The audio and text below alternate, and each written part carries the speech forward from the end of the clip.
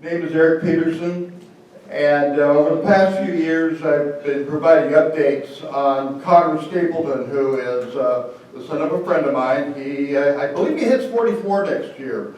Connor is paranoid, schizophrenic, alcoholic, homeless, usually on the streets of Seaside and Sand City. His mother gave me an update on him. He made it through the winter without a tent, and he's not the only homeless person I know who did that. But Connor's in jail. Now, why do I bring that up?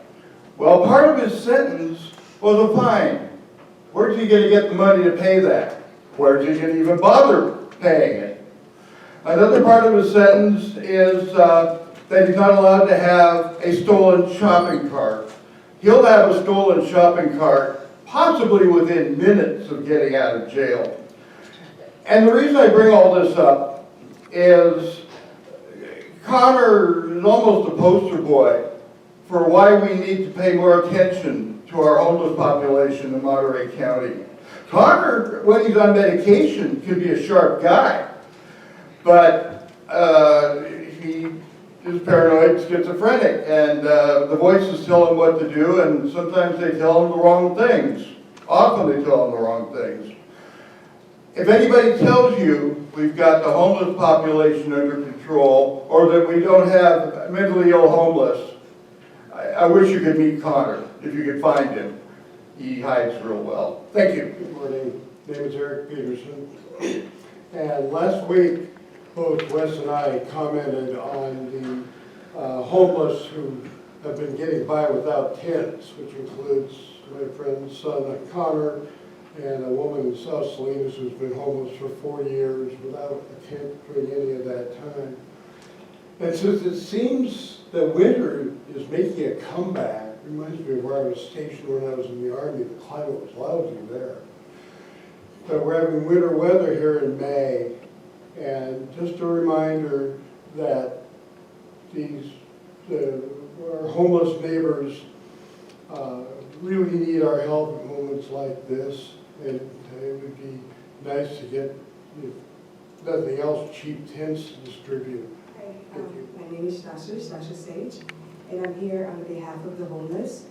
I am considered a homeless myself, but what I do see from the outside, that the people are being very neglected, they're very rejected, and people who are sick, as the lady just talked about, mental illness.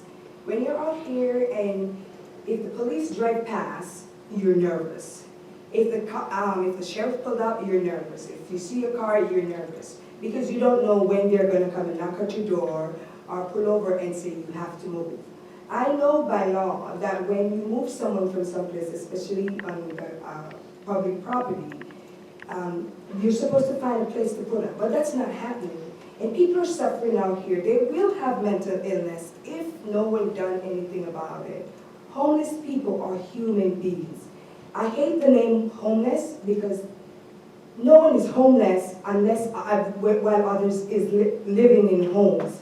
Many people have big homes, huge homes with rooms and places for just sitting there, and there are people living in the street. How can they become anybody? How can they change their lives when the promises are not even being fulfilled? They say, here's vouchers, here's things, and they've never been fulfilled. There's so many people out there, 40 years. I know people now that are going to be evicted on Friday, that 40 years have been homeless. How does this happen? How do we sleep at night knowing these things are happening to others out there? Where's the humanity? Where's the love? Where's the kindness? Where's the peace? What can we do to change it? I know that it can be changed. And I just ask God that He just open the hearts and the minds of the people here today that can do better, to make it better for those who they can do it for. Thank you so much. Wes Weiss, this Monterey County Homeless Union. I had the good fortune to go on a field trip to the Capitol yesterday, where a lot of people are struggling with the same issue that we're struggling with here, which is affordable housing. Just trying to keep the Golden State affordable. So they're trying to pass some bills. Senate Bill 567, which is a Homeless Prevention Act, so that they don't end up where I'm already fighting. Also, 225, which is co-authored by our State Senator Caballero, and Senate Bill 555 and AC 810. AC 810 would be a constitutional amendment for including human housing as a human right. So that's actually what the big deal was for going down there. And of course, I think we all know that Wall Street is going to be behind it, and locally here is going to be our Chamber of Commerce. You know, that's what's creating our homeless people, you know. Higher rents is going to equal more tents, so, and I do appreciate, you know, you folks considering those kind of rent regulations that we've been trying to put forth as tenants and renters, because nobody wants to end up in a tent. We already know where that goes. I'm trying to save people's lives from ending up worse. And like he just said, there are some people that don't even have a tent. So, I mean, we really need to get at this seriously. I mean, publicly-private is not helping either. I mean, delivering that video of the Leadership Council would be a gesture of good faith as far as being public. You know, there's still people, they're going to knock people off the train tracks. They're threatening arrest with that. They're not giving a date, which actually causes a lot more trauma and heartache, because you never know when, but you know it's coming. And when it does, it's going to be immediate, because they don't have to give any notice. They're not a public entity.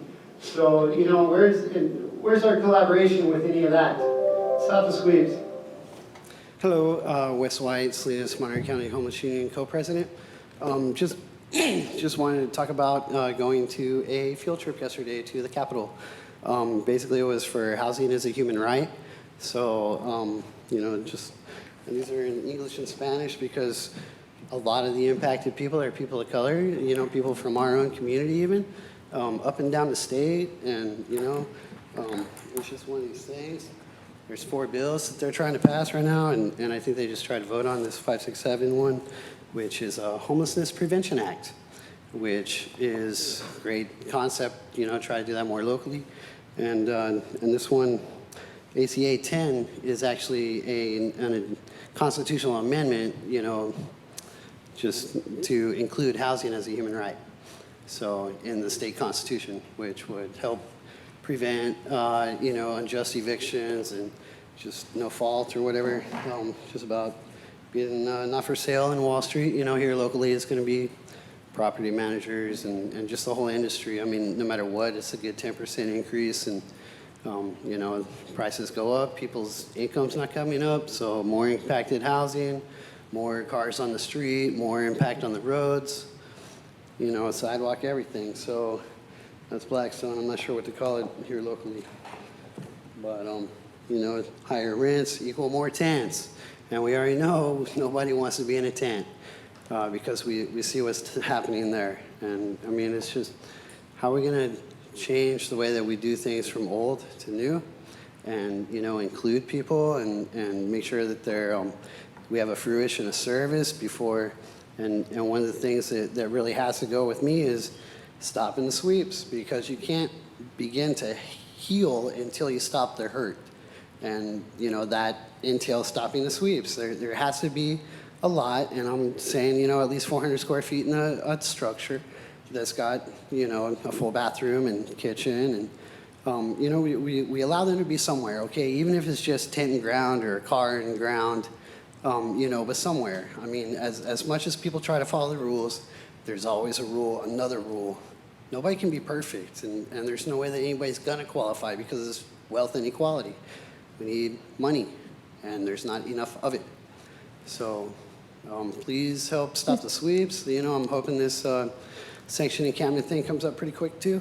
Mr. And then White, we can your talk time about is that. up. Thank you. Hello, Wes White, Salinas, Monterey County Homeless Union co-president. I usually don't invoke much about the Lord or His Spirit, but that one is spiritual, just solid as a rock.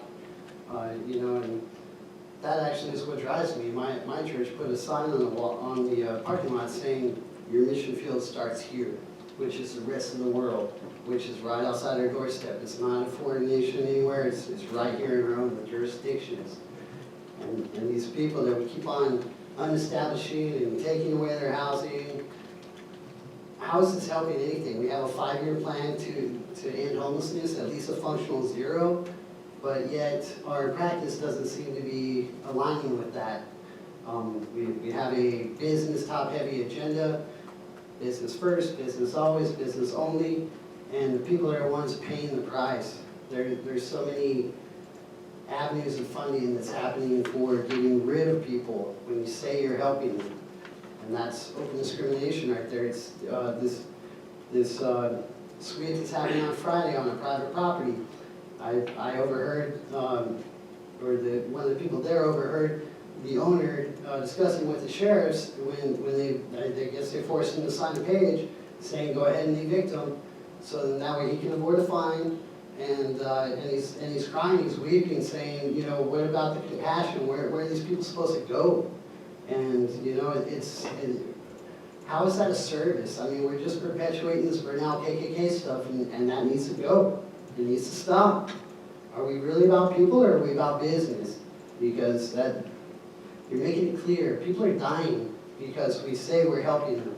And we're creating trauma, we're taking their housing away. We're saying we're helping them. That's fraud, that's abuse, that's murder. Because people are dying. Yes. And we need to do things different. Please stop the sweeps.